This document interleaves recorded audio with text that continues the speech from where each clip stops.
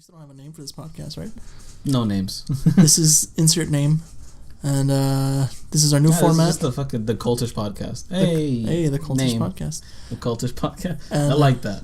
There you go. There's a title. Welcome to the Cultish podcast. This is our new format. It's gonna be smaller, a little bit more digestible in comparison to our, long documentaries we've done before.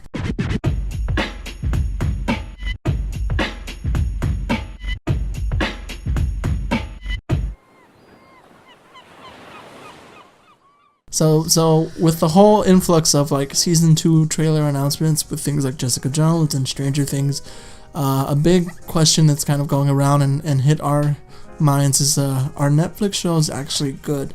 Now, before you guys go sharpening your pitchforks and a pitchfork? Hey man, there's a niche out there. It's a pitchfork. You're supposed to pick. I'm not gonna sharpen it. My farming uncle has some issues with this.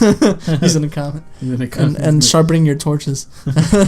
But by good, we don't mean necessarily like, are these shows watchable? Like we all know that things like House of Cards and what are the top 3 rated? Right in front of me, I have the IMDb ranking for like the top Netflix shows. Yeah, we're like the top 3. Top 3? Okay, yeah. Top 3 starting from 3 to 1. Yeah. Orange is the New Black has an 8.2 overall score.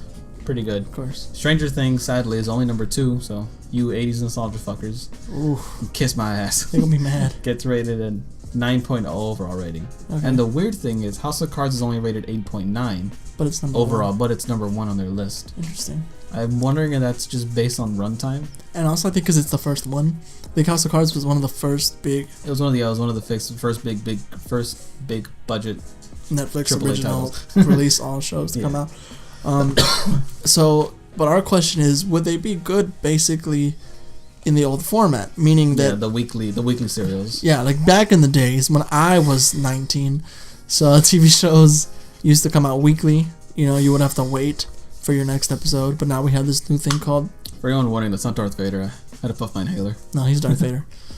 So now we have this new concept that everybody kind of goes around. It's even marketed in the marketing of everything now. I said marketed in the marketing. In the commercials, the idea of binging, where you sit down and you kind of watch a series as a whole. Yeah. So the big question is, are these shows only good when binging? Yeah. We're going to kind of look at a couple examples and kind of think about it. Let's see what we have here. It's like Orange is the New Black, Altered Carbon, I think you said. Altered Carbon is the most recent one to be hit with that like dilemma, that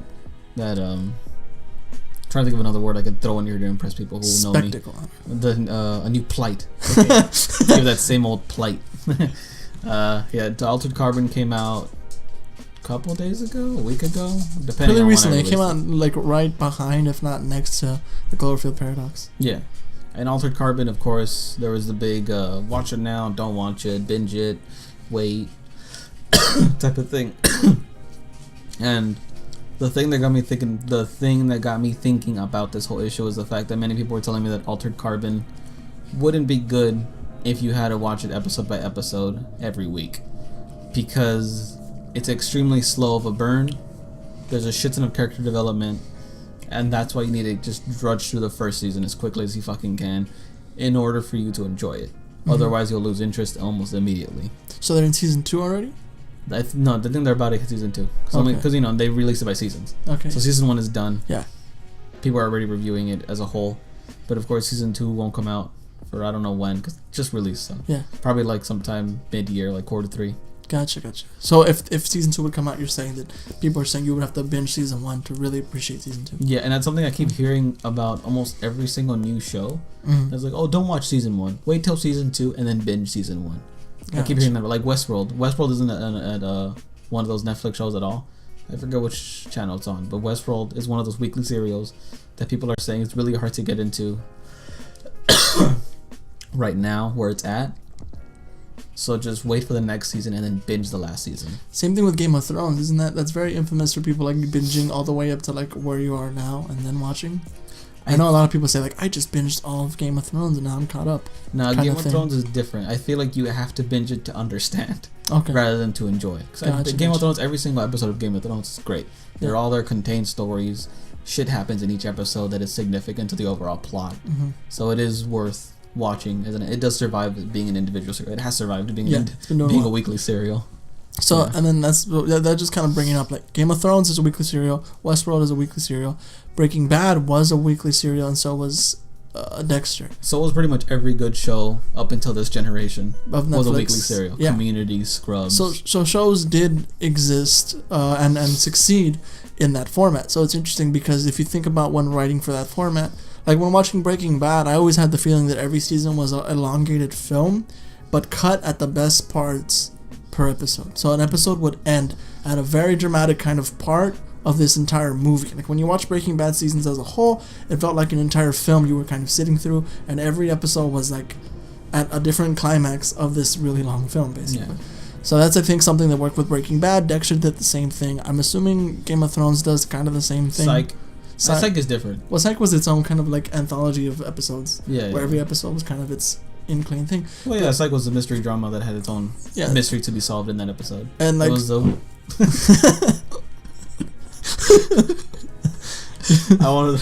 I'm sorry. I wanted it more, but I didn't think it'd be that loud. Okay. Bring it back. Psych was one of them weekly whodunits. Yeah. And next. But so was kind of like Scrubs. Scrubs was Scrubs was the weekly Who Died. Who Died, where it's like these shows all came out and would have to come out weekly. So every episode was kind of written For by the itself. format it existed. Yeah, like if you look at I'm sure Netflix still does that too, but if you look at episodes of things like that, everything was one episode at a time. Yeah. And it was being written, Simpsons, things like that. As every episode was written in order to like introduce, resolve, and captivate for the next episode. Yeah. Whereas now it's like for Netflix shows and like the Hulu shows, that's not a factor anymore because someone could just watch the next episode immediately because it's so accessible. Yeah. So you don't have to worry about solving everything in the first episode. You You can introduce something episode 1 and then have it be resolved by episode 7 or like till the end. Because you have when it comes out, it all comes out at once. So writers write. I'm assuming, because I haven't written for Netflix, but I assume writers take it on as that they write the entire kind of project. They have the entire story now, and then they just break it on into episodic pieces. Stranger Things 2, at least when I watched it, I had to go probably 4 episodes in to really get into like the meat of the show. And of course the fans are going to be like, you're not dedicated, or you don't care, whatever. Point is, I watched the show because I was curious, because everybody was talking about it. So I gave it a watch. I was like, I'm going to watch it. So I watched it. Again, not as great as everybody thinks, but that's a whole other podcast. I had the whole thing accessible. So I can continuously watch. And there's a specific scene, I guess this is semi-spoilers, where one of the characters dies in this season 2. Now, the way his death was handled was interesting because it was elongated between 2 episodes in a way. Where you had the first episode where like it's just 2 40-minute episodes of just him dying, like bleeding out. In a way, because it's like you had the first episode where they kind of let up the idea that they had to escape this monster infected reality somehow. And of course, the nice guy is the guy that's gonna do it. So it kind of insinuates that he's gonna die, and then he makes it. And I think, if I remember correctly, that's like where one of the episodes ends. And the next episode, they get out, they're coming up, fucking dead. Like, the monsters just eat him.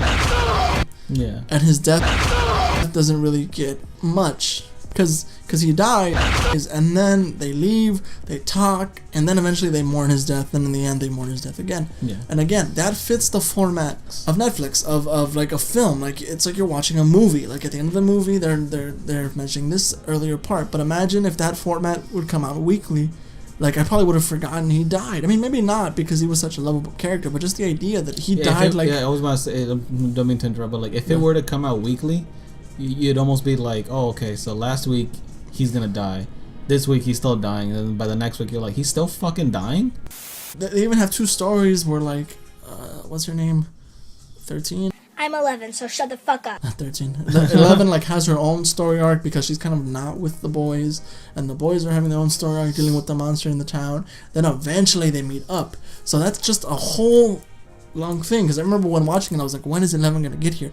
Because she was kind of doing her own thing where she finds somebody just like her that was kind of her friend when they were younger. You reveal more of her story, you learn about her mother and all that. Like, you learn a lot about 11, and then you still have the boys. And the boys are here and they're still doing their thing. But basically my point is, if I had to watch that week by week by week by week by week, God, Like the whole time I would have been like, "Where's 11? Yeah. Where's 11?" I would have been probably how many episodes are I'm gonna the last season? say 13. Or was it 11? Oh, I'm gonna look it up right now. It only had 9 episodes. okay, so that's 9 weeks. That'd be 2 months. Ideally, if there wasn't a break in between, Yeah. to watch the show, kind of like Breaking Bad, because I watched it while it was coming out. So Yeah. when an episode happened, you had something that was yours to hold in terms of the story's progression. It was the same way I felt when I got into Psych. I was watching it as it was coming out because I got into it season 4, I think. When the dad got shot, right? No, it's season 5 when he gets shot. Oh, so you got it before season. Yeah, before. before, yeah. Yeah.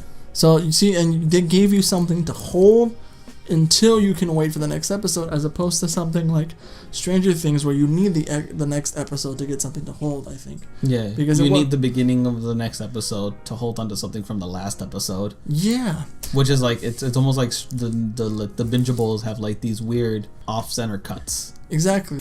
Even Punisher, like I love Punisher and I watched through it, but again, there was so much like Punisher had so many subplots going on that could only work for this new culture of like bingeability, where you can kind of digest all of it at once so that you can remember, because it's like you had Frank Castle's mission, then you had another character in here who was Frank Castle's best friend, who then started a new company. Then you had the lead commander who was leading everything, and you had this other man that was like helping veterans recover who was missing a leg. You had like 5 or 6 plots going on that of course interweave towards the end. You start picking them apart. Then I think of shows like Breaking Bad that only had Jesse Pinkman and Walter White. They were the main big plots. And there were the side characters who came in every now and then to add their spice. But they didn't really have plots. They had, like you said, like a spice, like a I forget the guy's name, but there's the main guy who's like bald and has a daughter, and like he's like the main like kind of oh yeah, I know what you're talking about. Yeah, with like the goatee. The guy from Community comes in at the end of Community. Yes, the guy in the Community, that guy, like he had his stuff, and then it gets more developed in Better Call Saul, as opposed to shows like Orange Is the New Black. You have a cast of characters. Yeah, Orange Is the New Black is it was a pretty large ensemble. Yeah. People are almost like annoyed that there's a focal point on the. I want to say her name is Penny, but I'm almost sure I'm wrong. I didn't watch Orange Is the New Black. I had no interest in it. I didn't either. I know like people are finding issues with like the show focusing on her when there's like all these like diverse cast of characters that are like far more interesting. And what's the other one? House of Cards and Stranger Things. Even House of Cards, I never gave a chance. House of Cards. Didn't even fucking try to give it a chance. I did. I liked the first 2 seasons, but now I'm gonna have a hard time watching it because of what happened. But that's a whole other thing. But they have just tons of characters, tons of characters in comparison to like normal shows like Psych. You have Gus, Sean, Lassiter, Jules, who are the main kind of characters, and then you have the Chief and Woody. So but then like even in the movie you see them. There's a set of cast. But the thing is, because it's a comedy, there's not much depth necessarily needed, because you're like, oh, he's the grumpy dad. She's the beautiful but serious cop. He's the beautiful but serious cop. He's the beautiful but really, really serious, like, I'm gonna shoot this guy, Western like cop. He's the gun ho old timey Westerner. You know, kind of like the Odd Couple thing. So it's like you have it's like a mixed match of a bunch of Odd Couple situations. So you have a familiar actually that's perfectly on the nose right there. There you go. So it's characters you kind of know. So you don't have to be like, I have to watch every other episode to get to know these characters. You can step into an episode, not including anthology series like Black Mirror or anything like Black Mirror, like Chef's Table or things like that. Those are excluded. Those are excluded, just in case, throwing that out there. Yeah, those are different from like these soul dramas, narrative shows. Yeah, narrative dramas or comedies or whatever. But like you have to watch the whole thing to get the whole thing, which is great. Not docking this type of style, but this brings us to the bigger question: is, well, is this going to be the norm? Like, is this like, are they actually good? Because I mean, they do have merit behind them. Yeah, a lot of Netflix shows have won Emmys. Yeah, because they, as a whole, if not won, then nominated. Because I know Masters of None was nominated for like almost a record-breaking amount of Emmys, right? Exactly. Yeah. And so, Masters of None, I think, is the one show that I've seen that I think would survive the weekly serial. Because you've seen it, right? Yeah. I haven't seen season 2 though.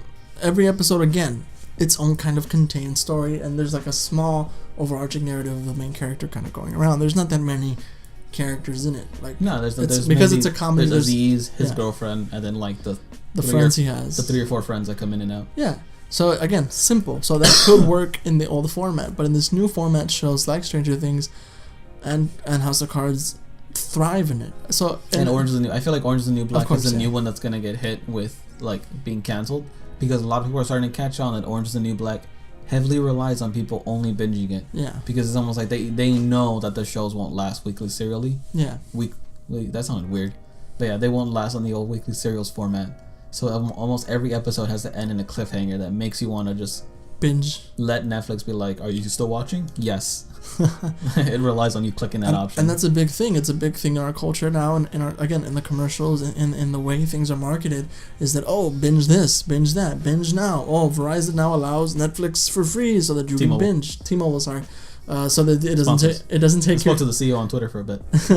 It doesn't take away your data. Like, you know, it's become a thing where Netflix is what they've kind of pseudo created is, you know, having a whole show release at once is a different way of writing. The way those probably writers can create a story is they could literally just write an entire, 30 minutes by 8, ideally 3-hour movie. Yeah. And then cut it into pieces. And that's what this new format is. Like something has to happen each episode to keep people wanting to come back and watch. To keep people wanting to come back, but without feeling the need of emptiness at the end of it. At the end of the episode. So maybe this format is better for writers because they don't necessarily have to do that anymore. No, yeah, they don't have to worry about your episode sucking and no one tuning into the next one. It's like they're gonna tune into the next one now because Netflix is just gonna play it. Yeah. Yeah. Yeah, and that idea too is that Netflix has this kind of autoplay feature. I mean, YouTube has it too, but it's just the idea that with television shows, you know, you get commercials. You get some kind of pseudo break in the sense where it's like it allows you to stop and think about what you're watching. Yeah, whereas like with Netflix, you're just kind of letting it happen to you. Go and you're just there. So again, these shows have thrived on this format. Yeah. That not The Office or Psych, but like these new shows like Stranger Things, the Marvel shows that come. I mean, not all the shows though, because Hemlock Grove died really quickly. Because people, I totally forgot about that show. It was also one of the early ones. I think it was even. Yeah, I watched it. No, I watched it. Yeah, Jose and I watched it, and I remember us falling in love with the show, and then like in the time between season 1 and season 2, we realized, fucking nothing happens in season 1. Yeah, absolutely nothing is resolved. Well, it introduces a shit ton of thing. It solves maybe like a couple subplots. Yeah. But like no questions are answered, and you're just like, this show fucking sucks. So it was I remember because I was waiting for season 2 to happen. Did season 2 happen? It went up to 3 seasons. I'm looking at it right now. It's got a 3rd season. I'm looking at it right now on IMDb. Yeah, it went a 3rd season. It got canceled after the 2nd episode. Oh, okay. See, that makes sense. Yeah. So wait, so then it didn't release the 3rd season? Huh? Oh wait, no. Okay. No, it went through for the 3rd season. I don't think it went all the way through. It's only had 10 episodes. The last episode of season 3 got only 6.6. That's a really shitty rating. So just to kind of tie it back up is the idea that this new format is interesting. It has opened up a new world of writing, a new world of digesting media. But to be honest, no, I don't think Stranger Things would have survived on a weekly basis because Orange is the New Black definitely wouldn't have survived. Nope. Stranger Things, from what you're telling me, is like it won't survive at all because nothing happens in like the first 4 episodes. Like really nothing. I think this will be the new norm because people are pushing to create content in this format because of what the standard that Netflix has kind of set up, and it's created its own ecosystem. Yeah, of entertainment. Yeah. Are they well made?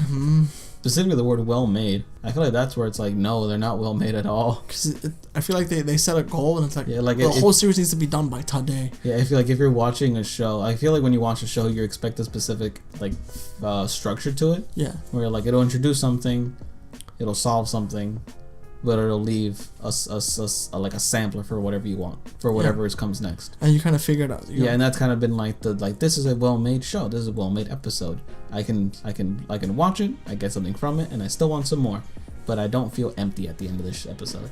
And I feel that's what the base level is of a well-made show. And then when you put that against the Netflix shows, they don't fall into it, and but I think that's makes them label that they are not well made. I just had the thought is like that's what the binge culture thrives upon, is leaving you empty so you have to watch the next one. Yeah, starve you. Yeah, so basically binge you binge eat. Yeah. There you go. Exactly. So it's basically there. They starve you until you just have to eat the entire thing to get it. Yeah. We're not hating on the formats. We're not hating Netflix, but I sure am gonna make the thumbnail look like it. Yep. But we're just kind of talking about these ideas. Yeah. That they're two different formats. They require different writing, and they're different digestive cultures in terms of how you consume your media. Mm-hmm. So this was Cultish. What this do we call it? This is the Cultish podcast. It's a the very Cultish simple name, but I podcast. love it. This is Jay. I'm Tony. Yes. All right, you 16 listeners, thank you for listening. Pretty sure one of you is like Deborah or some shit. Thanks, Debbie. Deborah, you're the best.